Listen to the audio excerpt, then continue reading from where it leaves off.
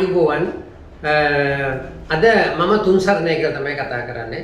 අද මාතෘකාවට අදාළවම වැහිපර දවසක් අද පොඩි පොඩි සද්දත් ඇහෙනවා. ගණන් ගන්න එපා. ඒව තමයි බාධක. දැන් මේ මම අද මාතෘකාව දාලා තියෙන්නේ බෞද්ධ නිවසේ අවිද්‍යාව කියලා. මොකද අපේ වාස්තු කොහොම ගයක් හැදුවත් ආකිටෙක්චර් ලුක් එක කොහොම ගත්තත් සමහරක් අයගේ වැඩ නිසා ඇත්තටම අවිද්‍යාව නිසාම හුඟක් දුරට ගේ අසාර්ථක කරගන්නවා. ඒ මොනවද කියන එක තමයි මම මේ කතා කරන්නේ. මේ ඉස්සෙල්ලත් මම හැබැයි මේ ටික කතා කරලා තියෙනවා. ඒක පැහැදිලි. මේ අවිද්‍යාව කියන වචනේ කිව්වහම ඔයගොල්ලෝ අවිද්‍යාව කියන්නේ විද්‍යාවට පටහැනි කියන එකනේ. විද්‍යාව කියන ඉස්සරෙන් ආයන්න දැම්මා. ඒතර පටහැනි. මේ අවිද්‍යාව කියන එකෙන් අදහස් කරන්නේ ඇත්තටම මේ තමන් මුලාව වෙන එක, යථාර්ථය දකින්නේ නැහැ ඒකේ. ඒ වගේම තමයි මිත්‍යාව කියන එක තමයි. ඒක තමයි අපි මේ කියන්නේ එක බෞද්ධයන්ගේ අපි ලෞකික පැත්ත. ලෝකෝත්තර වශයෙන් අපි ගත්තොත් එහෙම අපේ පංචස්කන්ධය සම්බන්ධයෙන් අපිට තියෙන අවිනිශ්චිතතාවය පිළිබඳ අපිට වටහා ගැනීම නැතිකම. ඒක තමයි ඒක බෞද්ධ ධර්මයේ සඳහන් වෙන එකක්. ඒක බෞද්ධ ධර්මයේ සඳහන් වෙන එකක්. එතකොට මේ බුද්ධ ආගම සහ බෞද්ධ දර්ශනය කියන එකෙත් වෙනසක් තියෙනවා. ඒක අපි හොඳටම දන්නවා. බුද්ධ ආගම ඒක අපිට එකතු වෙච්ච කොටස්. ඒත් අපේ ළඟ තියෙනන්නේ එහෙම ඒවාද. උගා තියෙන්නේ අපිට දර්ශනය නෙමෙයි අපේ ළඟ තියෙන්නේ ආගම කියන එක තමයි තියෙන්නේ ඇත්තටම. ආගම කියන එක. අපිට දැන් ඕක අපිට බලන්න පුළුවන් හුඟක් තැන්වල තමයි දැන් ඔය මේ පසු කාලයේ තමයි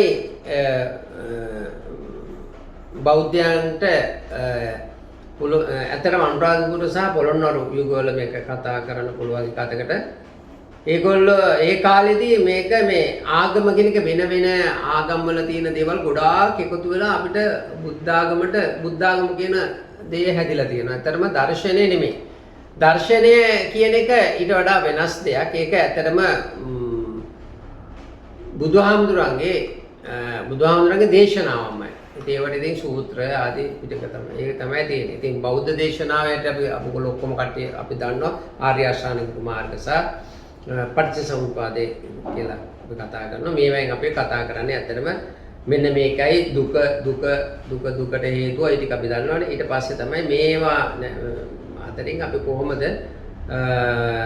අපි පටිච්චසමුප්පාදය හරහා කොහොමද මේවා නිහාගෙන යන්නේ කියන එක. ඒක ධර්මයට අදාළයි. මේ බෞද්ධ කියන වචනේ ඇත්තටම ඉස්සර තිබිලා නැහැ. බෞද්ධ කියන වචනේට අපි ඉස්සර කතා කරලා තින්නේ සරණගත කියන එක. මේක බලංගොඩ ආනන්ද මෛත්‍රී හඳුනන්ගේ පොතකින් තමයි මම කියවලා තිබුණේ. බෞද්ධ කියන වචනේ ඊට පස්සේ ඇතින් ඒකට උපාසිකා කියන විදිහට ඊට පස්සේ නම් වෙලා තියෙනවා. ඔයගොල්ලෝ දන්නවද? දැන් මට මේ කියන්න ඕන මොකද්ද මේ අවිද්‍යාව කියන එක. අවිද්‍යාව කියන එක කොහොමද අපේ ගෙවල් වල තියෙන්නේ? එතකොට විද්‍යාවට පටහැනි කෙනෙක්. ඒ කියන්නේ අපි තේරුම් ගත්තේ නැති මිත්‍යාවත් එක්ක යන දේවල් අපි කරන එක තමයි අවිද්‍යාව කියන්නේ. අපි උගාත් දේවල් කරනවා. මට මේ බුදුදහමත් එක්ක විතරයි මේකට අද කතා කරන්න ඉන්නේ. දැන් අපි විද්‍යාත්මකව හොයාගෙන තියෙන ඇත්තටම ස්පිරිචුවල් එක අපේ ආධ්‍යාත්මිකතාවය අපිට එකකට තමයි ගන්න ඕනේ. දෙයියෝ දෙයියෝ බුදුන් නම් බුදු අපිට ක්‍රිස්තුස් වහන්සේ අල්ලා දෙන්නේ ඒක වෙනස්. මොකද අපි මේ ගොඩක් දේවල් බදා ගන්න නිසා වෙන්නේ මොකද? ඇත්තටම අපේ තියෙන මේ මයින්ඩ් එකේ තියෙන ශක්තිය අපි හීන කරගන්නවා. ඒක තමයි අපි කරගන්න ලොකුම ගැටලුව. ඔයගොල්ලෝ පේරණේ නේද එතකොට? එතකොට දැන් බුදුන් වඳිනවා නම් බුදුන් වඳිනවා. දෙවියන් නම් දෙවියන් වඳිනවා. ඔක අපිට ගොඩක් ප්‍රශ්නයක් ආවෙත් ඒකයි. කාලයාගේ ඇවෑමෙන් අපි ඇත්තටම මේ ඔක්කොම තියෙද්දි දෙවියන්ගේ පිහිට හෙව්වා. අපි දන්නවා විවිධ දෙවිවරුන්ට නැමදීම් කර අපිට ඒව දැන් ඇඟට කැවිලා තියෙන ලේ ඇස්සේ තියෙනවා. ඉතින් අපි ඒ පස්සේ දුවලා හරි කමන්නේ මේ හරි දේ තමන්ගේ ගෙදරට කරගන්න ඕන කියන එකයි මට කියන්නේ. තමන්ට ශක්තියක් නැත්නම් ඒ වගේ දේවල් ගැන කළා තමන්ට ඒ ශක්තිය ඇති කරගන්න පුළුවන් කම නම් ඉතින් ඒකට කාටවත් වරදක් කියන්න බෑ. කාටවත් වරදක් කියන්න බෑ. ඉතින් කෙසේ හෝ මේ බෞද්ධ එක් හැටියට මේ බුදු පුජ්‍යලයන් හැටියට අපි බෞද්ධ දර්ශනය සම්බන්ධයෙන් අපි වටා ගැනීමක් කරගන්න ඕනේ. ඒක වැදගත්. දැන් අපි මේ gedaraක දුවන අවිද්‍යාව මොනවද? මේ බලන්නකෝ. මේක ගත්තොත් එimhe ඔයගොල්ලන්ට තේරෙයි. ඇත්තටම මේ බලන්න පිටරට මිනිස්සෙක් මට හිතන හැටියට මේක අභයගිරිය හෝ ජේතවනාරාමයේ මේ ෆොටෝ එක තියෙන්නේ. ඒතර බලන්න මේ මිනිස්සයා එතන ඉඳගෙන ඒක තමන්ගේ ස්පිරිචුවල් පැත්ත වඩවන හැටි. මේ පිටරට මිනිස්සෙක් බලන්න කොහොමද කරන්නේ? කොච්චර වටිනවද? ඒ වගේ බලන්න මේ ලේඩි මෙයාත් එතන මේ කපල් එකම ඉන්නවා. තව මේ බලන්න තව කෙනෙක් මේ බුදුහාමුදුරු රූප තියෙන තැන්වලදී අපි මෙහෙම වැදගෙන මේ බලන්නේ නැහැ. ඇත්තටම මේගොල්ලෝ ඒ තුලින් ඒගොල්ලන්ගේ ආධ්‍යාත්මික ශක්තිය ඒගොල්ලෝ වඩවන බලන්න කොච්චර වටිනවද කියලා. අපි මේ බලන්නේ මේ සතා මේ අලියා බලන්නේ මේ ඇතා බලන්නේ මේක. ඇතා බලන්නේ මේ මේ දලදා මාලිගාවට කරන নমස්කාරය පේනෝ නේද? ඔය පහුගිය දවස්වල ඔයගොල්ලෝ දකින්නේ අර Facebook එකේම ගියේ පහුගිය දලදා පෙරහැරේ අර කොහමද අර මේ නැදුගම රාජා කොහමද අර පාවඩි එහෙම කෙලින් කර කකුල පියමන්ති වෙරි බලන්න ඒ සත්තු ඒ සතා නමුත් අපි නම් ඒ සතෙකුත් කරන්නේ නැති වැඩ අපි එහෙමවත් කරන්නේ නැති වැඩ අපි කරනවා ඇත්තට බෞද්ධයන් හිරියන්. ඉතින් ඒ නිසා වෙන්නේ මොකද? ඒ නිසා මොකද ගෙදරට එන තියෙන ප්‍රශ්න කියලා ඔයගොල්ලෝ තියෙන්නේ මේ හරිය. ඕක ඉතින් ගෙදරට එන ප්‍රශ්න අපි ඉස්සරහට කතා කරමු. දැන් ඔය මේ පහන් පත්තු කරනවා. ඉතින් කමන්නේ. සමහර අය පහන් ගොඩාක් පත්තු කරනවා. පහනක් පත්තු කළාත් අපි හිතන්නේ ඇත්තටම අනිත්‍යයි කියලානේ. පහන් ගොඩාක් පත්තු කරනවා. ඉතින් ගෙවල් වල එහෙම කරන්න බෑ ඉතින්. ඉතින් අපි හැමතිස්සෙම අපේ ළමයාට පවා අපි අවිද්‍යාව තමයි උගන්වන්න යන්නේ. ඉතින් ළමයා සමාජයට එන්නේ අවිද්‍යාව හරහා. මේ බලන්න මෙන්න මේ ගෙදර මේ බලන්න මේ බුද්ධ රූප ගොඩාරිය දෙන බුදුහාමුදුරුවෝ දෙවිවරු එක සමානයි මේ රූපේ තියෙන්නේ. මේ රූපේ තියෙන්නේ බුදුහාමුදුරුවෝ දෙවිවරු එක සමානයි. ඉතින් මේ දෙවිවරු ගොඩාක් තියෙන සමහරක් ගෙවල් තියෙනවා දේව මන්දිරයක්. දේව මන්දිරයක්. ඇත්තටම ගෙදරක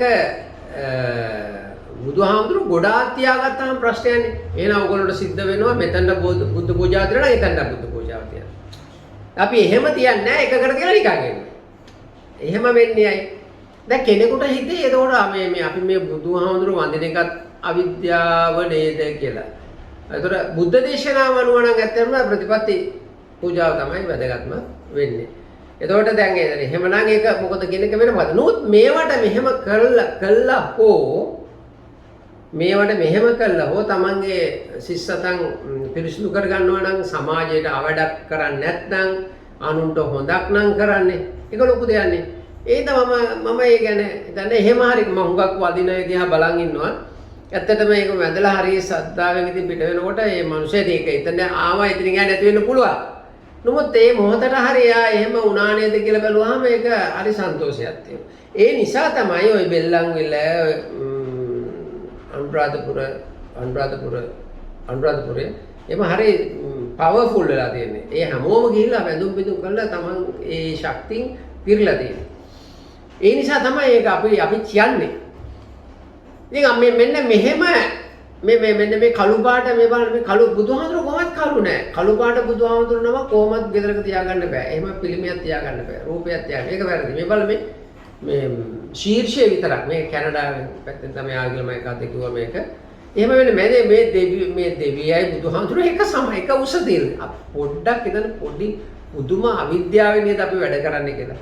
පුදුම අවිද්‍යාවෙන් වැඩ කරන්නේ. සමහරක් අයගේ ගෙවල් වල ඔක්කොම මේ එක ආගමික ශාස්ත්‍රීය මාංශලාගේ බින්දුර ඔක්කොමත් එකට තියෙනවා.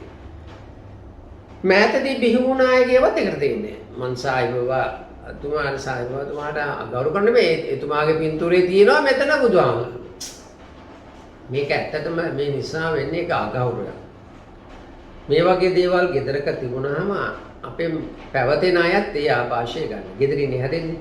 ඒතර ඒගොල්ලෝ හරහත් මේක සමාජයට සමාජගත වෙනවා. ඉතින් ඒක ලොකු පාපයක්. සමහර තැන්වල බුදුහාමුදුරුවෝ මේ බලන්න මිස්ටර් යාවේ එක යට ඉන්නේ.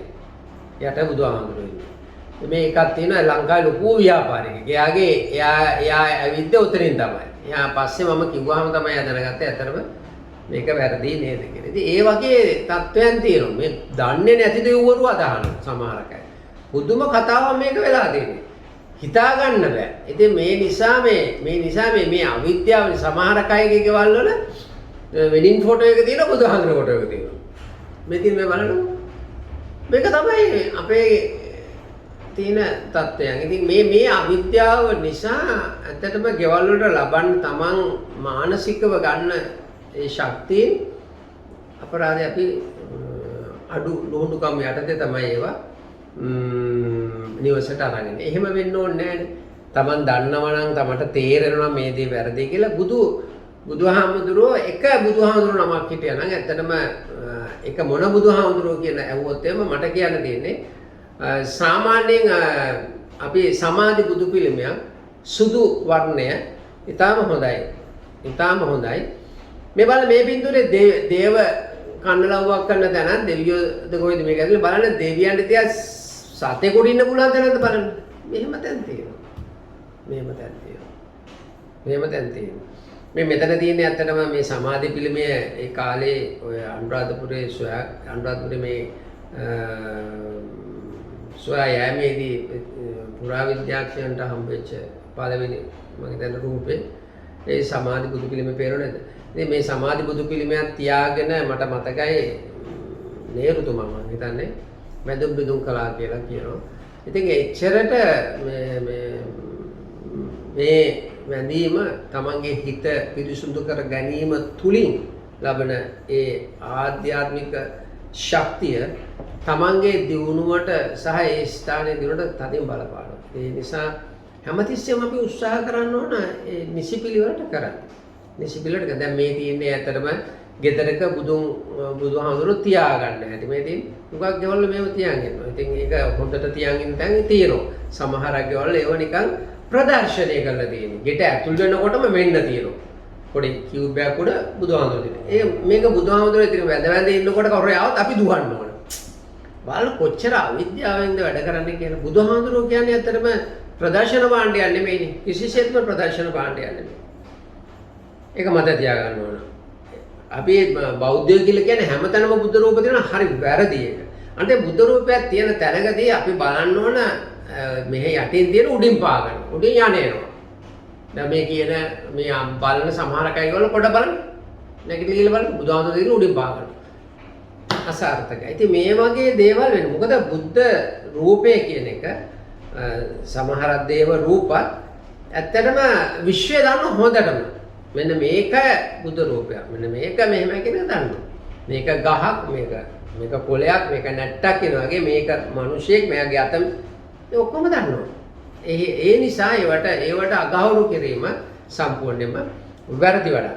මේ බලන්න මෙන්න මෙතන තියෙනවා ඉතින් එහෙමනම් මේ අපි මොන බුද්ධ රූපයක්ද ගෙදරක තියාගන්න කියන එක ප්‍රශ්නයක් තියෙනවා. මටත් ප්‍රශ්නයක් තියෙනවා අතන. මම ඒක මේ කියන්නේ සමාධි බුදු පිළිම තියන්න කියලා එක රටවල එක බුදුහාමුදුරු කොටක් තියෙනවා. විවිධ වර්ගයේ බුදුහාමුදුරු ඉන්නවා. ඉතින් දෙයියනේ අපි අර එහෙම මෙහෙන් ගේන්නේ මොකද ලංකාවේ තියෙන බුදුහාමුදුරු තියෙනවා සමාධි බුදු පිළිම තියෙනවා. ඕක දැකලා තියෙනවා, වැඳලා තියෙනවා. ඉතින් ඔය වගේ තියෙන දෙයක් අපේ ගෙදරක තියාගන්න ඉවරනේ. මේ විවිධ රටවල් වල තියෙන ඒවා ගෙනල්ලා මේවා මෙන්න මේ වගේ ගොඩාක් තියෙනවා ගෙවල් වල. හරි අසරණයි. මම දන්නේ මොකටද ඇයි එහෙම තියන්නේ කියලා. මේ පින්තූර කීපෙම විදේශී රටවල් වල ඒවා තමයි. ඉතින් ඒ නිසා අපි හැමතිස්සෙම මේ පරිස්සම් වෙන්න ඕන මේ අපිට උරුම අපිට කැවිච්ච අපේ ඇඟේ දුවන දෙයක් අරගෙන ඒක අපිට ශක්ති සම්පන්නයි. ශක්ති සම්පන්නයි. ඒ තුලින් අපේ කටයුතු කරගෙන යන්න පුළුවන් නම් ඇත්තටම ඒක ඊටම හොඳයි. දැන් සමහරක් ගෙවල් වල දැන් ඔය මේ සඳකඩ පහන තියෙන පහ ගන්න දාලා මේ තියෙන්නේ. සඳකඩ පහන පහ ගන්න දාලා තියෙනවා. පූජනීය දෙයක්. ඉතින් එහෙම දැන් තියෙනවා. ඇත්තට මම මේක කිව්වේ නෑ මේක. හැබැයි මේක තිබුණේ කොච්චි කඩේ පැත්තට යහා. මම ගියාට කිව්වා මේක මේ ඇත්තට මේක අයින් කරලා ඊට පස්සේ පන්සලට දුන්නා. මෙයා කිතුණු බදුවතෙක් තමයි. හොඳ ව්‍යාපාරිකයෙක් මේක අයින් කරලා පන්සලට දුන්නා. ඉතින් මේ වගේ ලොකු විදමක් දීලා මේ ආරන්ති උනේ. ඉතින් එහෙම තමයි කියන්නේ. මේක අපි අර අවිද්‍යාව. මොන ආගමේ වුණත් කමන්නේ අවිද්‍යාව. අපි අනිත් ආගම් වලට ගෞරව කරන්න ඕනේ. ඒගොල්ලන්ගේ දේවල් වලට අපි උදව්පදව් කරන්න ඕන. අපි එහෙම කරන්නේ නැහැ ඇත්තටම. එහෙම කරන්නේ නැහැ. දැන් මම දන්න එක කට්ටියක් ඉන්නවා මුස්ලිම් එක්කෙනෙක් ඇත්තටම. ඒ ගමේ අය ඒ පන්සලට සලකන්නේ නැහැ. නමුත් ඇත්තටම එයා ඒ පන්සලේ ගොඩාක් වැඩවලට වෙසක් එකට ඉස්සෙල්ලම කූඩුව දාන්නෙත් එයා තමයි. ඒක තමයි වෙන්න ඕන. ඒක තමයි වෙන්න ඕන. ඒක තමයි ඇත්තටම එයා මගේ ගියම්ම ගත්තේ ඒ කාලේ. ඉතින් ඕක තමයි ඇත්ත. ඉතින් එහෙම වුණාම ඒ අනිත් ආගම් වලට සලකන මිනිස්සයා එයා ඇත්තටම තමන්ගේ ආගම කෙරේ කොච්චර නැඹුරු බවක් තියෙනවද? පොඩ්ඩක් හිතන්නකෝ. කොච්චර නැඹුරු බවක් තියෙනවද? ඉතින් ඒ නිසා මම කියන්නේ ඔයගලන්ට මේ හරි දේ කරන්න. අවිද්‍යාවෙන් දෙයක් කරන්න එපා. දැන් බුදුහාමුදුරුවන්ගේ රූපයක් ඇත්තටම නෙලලා තියෙන්නේ බුදුහාමුදුරුවන්ගේ පිරිනොම් පෑමෙන් වසර 500 කියන්නේ සියවස් 5ක් ගියන් පස්සේ. ඉතින් මේක නෙලලා තියෙන්නේ සමහර අය කියන ඉන්දියාවේ කියලා. සාධක දැනට තියෙන සාධක අනුව කියන්නේ මේක ලංකාවේ වුණා කියලා. ලංකාවේ ඉසිසිලම පිළිමේ තමයි අර මං ඉස්සෙල්ල පෙන්නුවේ. එහෙම වියැගී කියන එක. ඉතින් මම අහලා තියෙනවා හැබැයි තවත් පිළිමයක් ඒක වෙන්න පුළුවන්ද කියලා. ඉතින් නෝත් ඒක පුරාවිද්‍යාවට අයිති දෙයන්නේ. අපිට ඕක වැඩක් නැහැ. අපි යමු මෙතන. එතකොට දැන් මේ පුරාවිද්‍යාත්මකව හෝ කොහොම හරි මේක හොයාගෙන අපිට තියෙනවා නම් අපි දන්නවා අපේ පින්තූරේ මේකයි කියලා. අපි පැහැදිලිව තියෙනවා.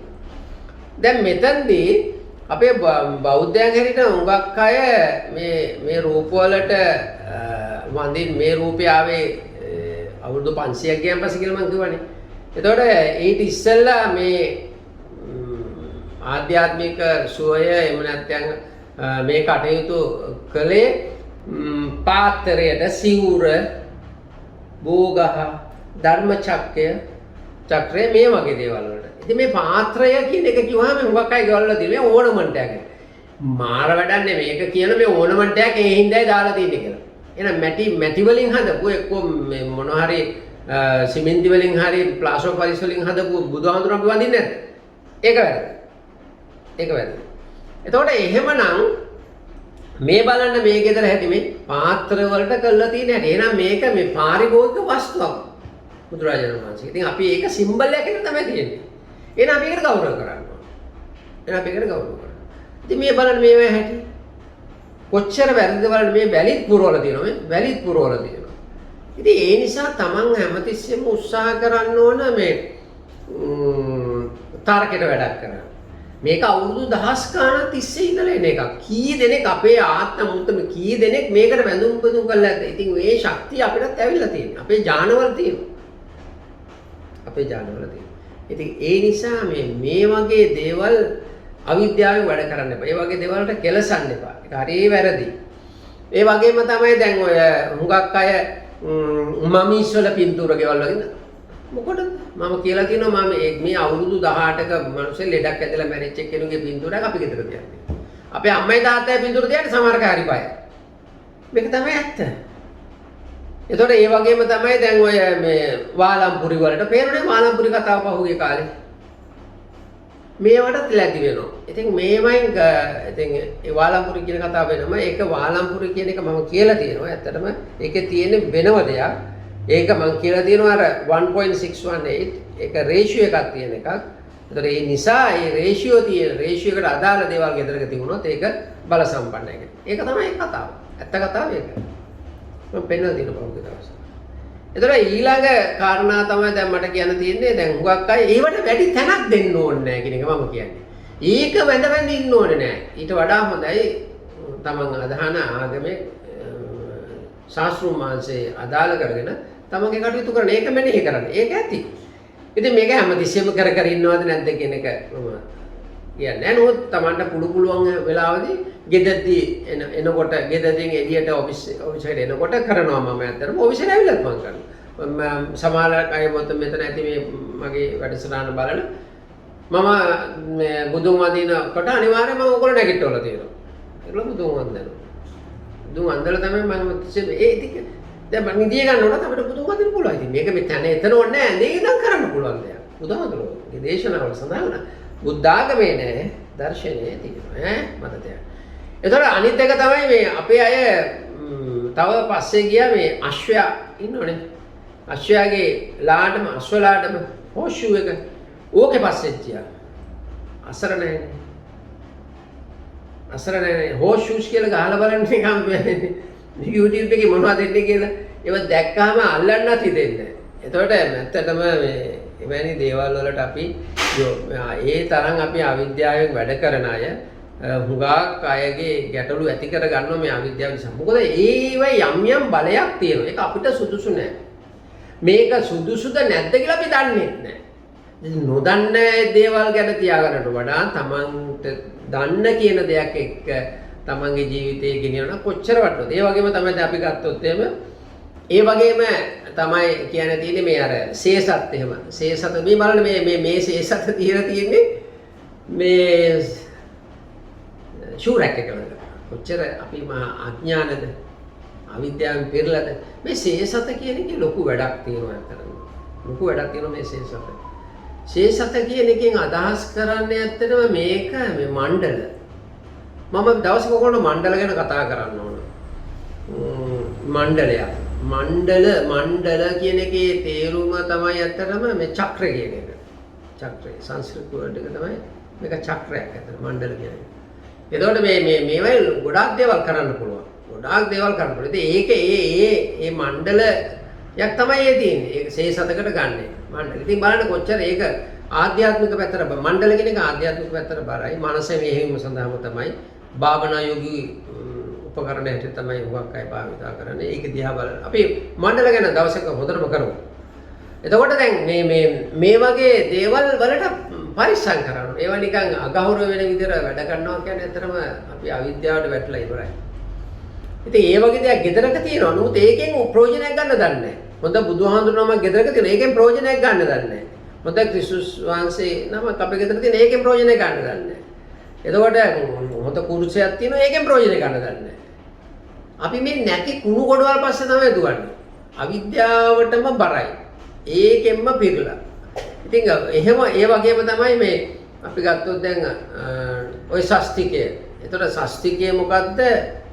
හිට්ලර්ගේ මාකේ මොකද්ද කියලා දන්නේ නැතුව වැඩ කරනවා. ස්වස්තිකය කියන්නේ මේක හිට්ලර් මම කියලා තියෙනවා. ඇඟිල්ල මෙහෙම දාලා මෙහෙම කරකවන්න පුළුවන් නම් දක්ෂිනාවෘතව ස්වස්තිකය. අනිත් පැත්තේ ඇවිල්ලා හිට්ලර්ගේ මාකේ. මේ වගේ දේවල් වුණාම ඇත්තටම අපි අසාර්ථක වෙනවා.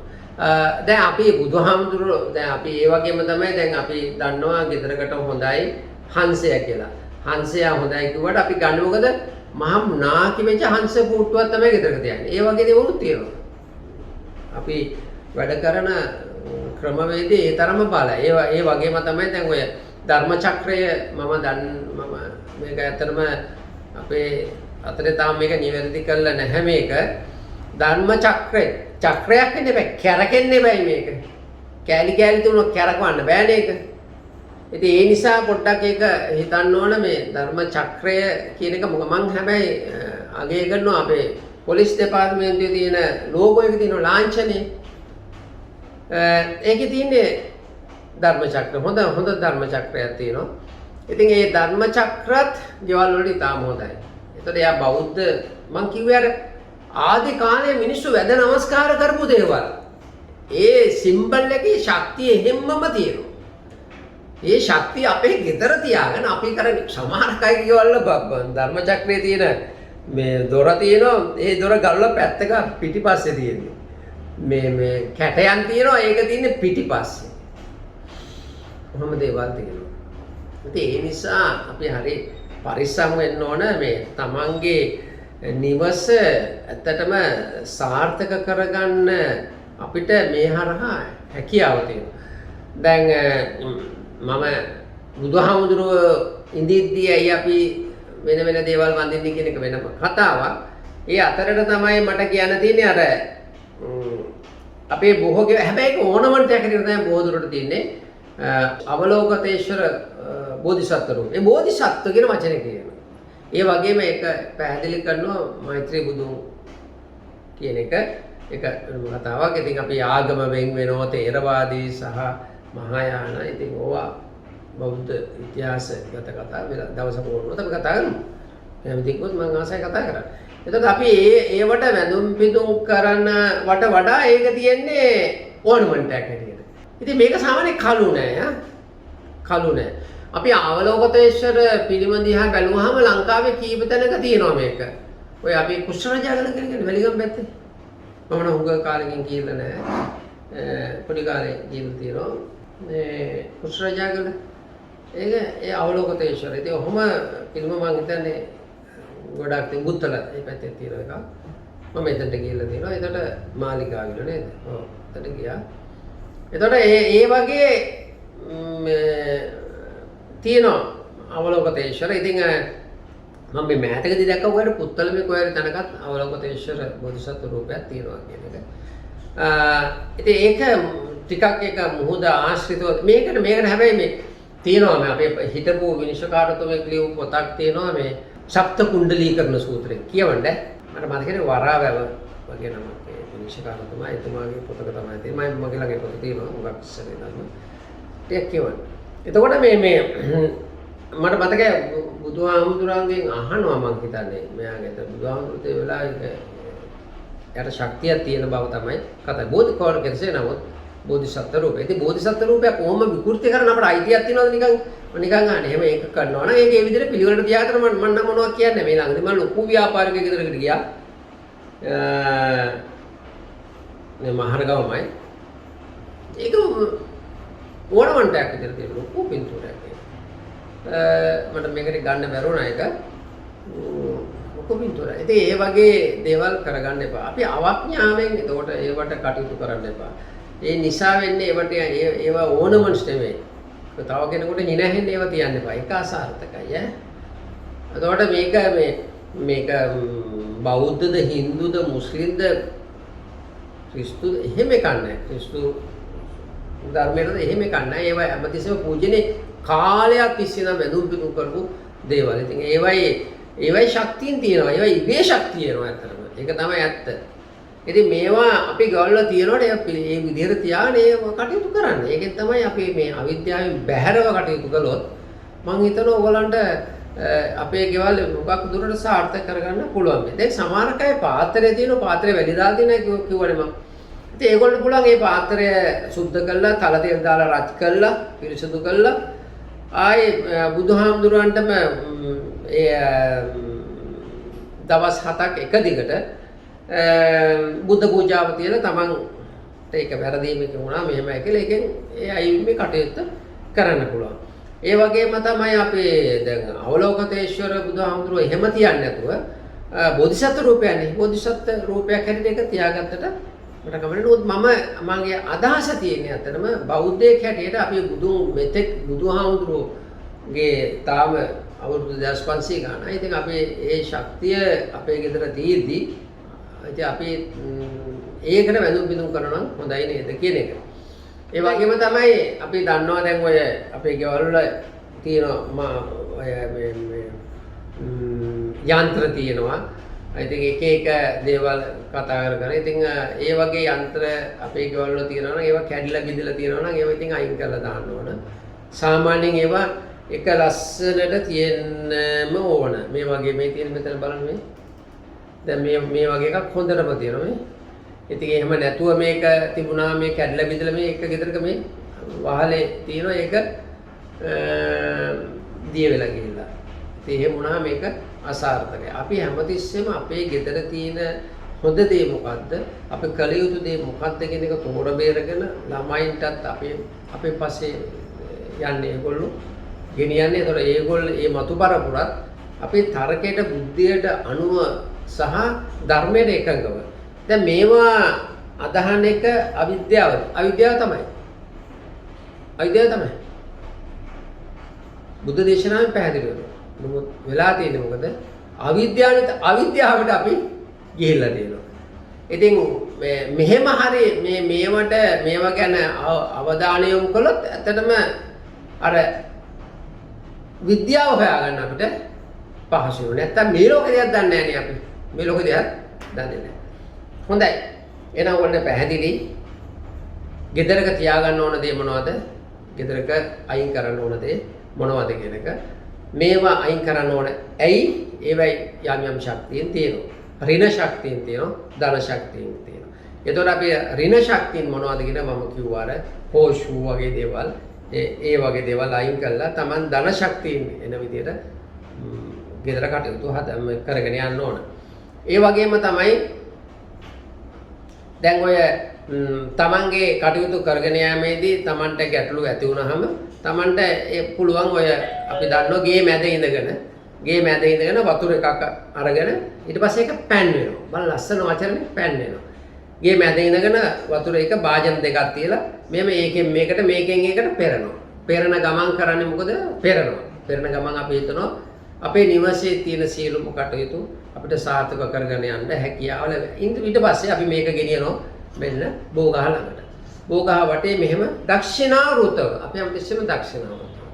මෙහෙම යන ගමන් කරන ගමන් බෝගහට කොළවලට මුල් වලට කඳට පැණි හේය ප්‍රාර්ථනා කරන්න ඕන. මේ අපේ කටයුතු සාර්ථක වෙන්න කියලා. ඊටම සුබයි. ඊටම සුබයි. ඒ වගේම තමයි අපිට පුළුවන් ඔය බුද්ධ රූප තියෙනවා නම් වැරදි වගේ බුද්ධ රූප තියෙනවා නම් එකෙන් ඉතින් ස්වාමීන් වහන්සේ නමක් සමග සාකච්ඡා කළා. ඉතින් ඒවට නැත්තම් හොරෙන් ගිහිල්ලා කොහේ හරි තියනවා නෙමෙයි. ඒකත් වැරදි වැඩක්. ඒකත් වැරදි වැඩක්. එහෙම කරන්නත් එපා.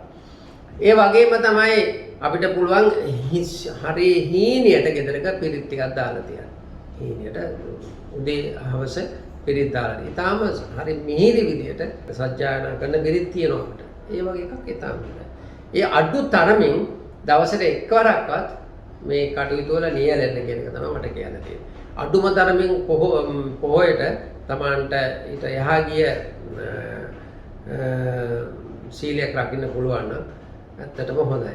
ඒ වගේම තමයි ඔය උපාසක වුණාට වැඩන්නේ අපි. එතකොට උපාසිකා වුණාට වැඩකුත් නැහැ. අනුන්ගේ දේවල් හොයන්න නැතුව තමන්ගේ තියෙන දේවල් රැකගෙන ඒව බලා කියාගෙන කටයුතු කරනවා නම් ඇත්තටම බෞද්ධයෙක් හැටියට මම හිතනවා අපිට උගාක් හොඳයි කියලා. ඒ වගේම තමයි ඔය අපේ බෞද්ධ උපාසිකාවක් හැටියට වෙන්න නම් මොකද්ද පංචශීලයේ තියෙනෝනේ රකින්න ඕන. අපිට අනුන්ට ඊර්ෂ්‍යා කරන්න එපා. හොරකම් කරන්න එපා. ඒ වගේම තමයි දැන් මම වැරදි දෙයක් කියලා මම සල්ලි ගත්තොත් ඒකත් වැරද්දක් වෙන්නේ. ඒකත් අනුන්ගේ මුදල මම අදත්තා දාන්නේ. ඒක වෙනවා ඒ වගේ දේවල් නොකළ යුතුයි. ඉතින් ඒ වගේම දානමාන ආදී දෙනවා. Tamanට මුදලක් හම්බ වෙනවා අනිවාර්යයෙන්ම පන්සලකට Tamanගේ අදහන ආගමකට පූජා කරන්න. ඒක ඒව රැකෙන්නේ අපේ මුදලින්. ඒක දුන්නා කියලා කවදාකවත් නැති වෙන්නේ නැහැ. මම ආසයි කියන්නේ මම කියනවා නෙමෙයි ඇත්තටම ඔය කැෂ් බෑවේ හල්පිට පන්සලේ හුඟක් වැඩ මම කරලා දීලා තියෙනවා. ත්‍රිලාවල පන්සලේ මම කරලා තියෙනවා. ඒ වගේම වික්‍රමශීලා පන්සලේ මම හුඟක් දේවල් කරලා තියෙනවා බණ්ඩාරගම. ඒ වගේ ගොඩාක් තැන් තියෙනවා. ඉතින් මේවා ඒක කළා කියලා ඒ මුදල් ගියා කියලා ඒක කිසිම අඩුවක් පාඩුවක් නැහැ. Tamanට පුළුවන් දේවල් Taman කරන්න ඕන. ඒ වගේම දහම් පාසල් ආරම්භ කරනකොට ඒවට අපි උදව් වෙන්න ඕන. මුදුම Tamanගේ මනසට හරි සහනයක්. හරි සහනයක්. ඕගොල්ලෝ දැන් අඩු වයසේ අය මේව ටික කරන පුරුදු වෙලා තියෙනවා. මේ අඩු වයසේ අය මෙහෙම කරන්නකෝ මමත් කරේ අඩු වයසෙන් තමයි. දැන් වෙනකොට පුදුම සහනයක් තියෙනවා. හරි මම මේ ආසාවෙන් කියන්නේත් ඉතින්. ඒ නිසා ඒක කරන්න. මට මතකයි අවුරුදු 20ක් විතර වෙනවා. හැම පොයෙම දැන් මේ කතන්දරින්ද කරන්න බැරිනවා. හැම පොයෙකම පන්සල් දෙකකට ගිහලා ධර්ම පුස්තක බෙදනවා. හරි ආසයි. එදා දවස හරිම මේ සිත පිරීලා තියෙන්නේ. කන්න ඕනත් නැහැ. පුදුම පූජනීයත්වයක් අපිට දැනෙනවා හදවතට. ඒ වගේ දේවල් කරන්න. ඒ වගේ දේවල් ඕන. ඒක ඕන. ඒවා කරා කියලා කවදාකවත් නැති වෙන්නේ නැහැ. ඉතින් මම මේ කිව්වේ මේක මේ කරන්නේ නෙමෙයි. ඇත්තට මේ මතක් වෙනකොට ඒක ඇත්තටම හරි සිතට හරි සහනයක් දැනෙනවා. ඉතින් තමන්ගේ කටයුතු තමන් කරගෙන යන අනිත් එක නැති ළමයින්ට එහෙම උදව් කරන්න නැති ළමයින්ට උදව් කරන්න අනිවාර්යෙන් තමන්ගේ වෘත්තිය වුණා දැන් මගේ වුණත් මම වුණත් නැති බැරි වගේ තේරෙනවා මම ඇත්තටම මුදල් ගන්නවා අඩුයි මුදල් ගන්නවා අඩුයි. ඒ වගේ දේවල් අපි කරන්න ඕනේ. මේව තමයි අපි අපිට කරන්න පුළුවන් දේවල්. ඇත්තටම අවසානයේ බැලුවාම අපේ සංසාරයේ කියන එක අමුතුම දෙයක්. ඉතින් අපි ඉන්නකම් මේ හොඳ දේවල් කරලා ඇස්පියා ගන්නකොට ඉතින් ඒක හුඟක් හොඳයි. ගෙදරක් අවිද්‍යාවෙන් මුදව ගන්න කොහොමද කියන එක තමයි අපි සාකච්ඡා කරේ. හොඳයි එහෙනම් ගියලා තුන් සරණයි.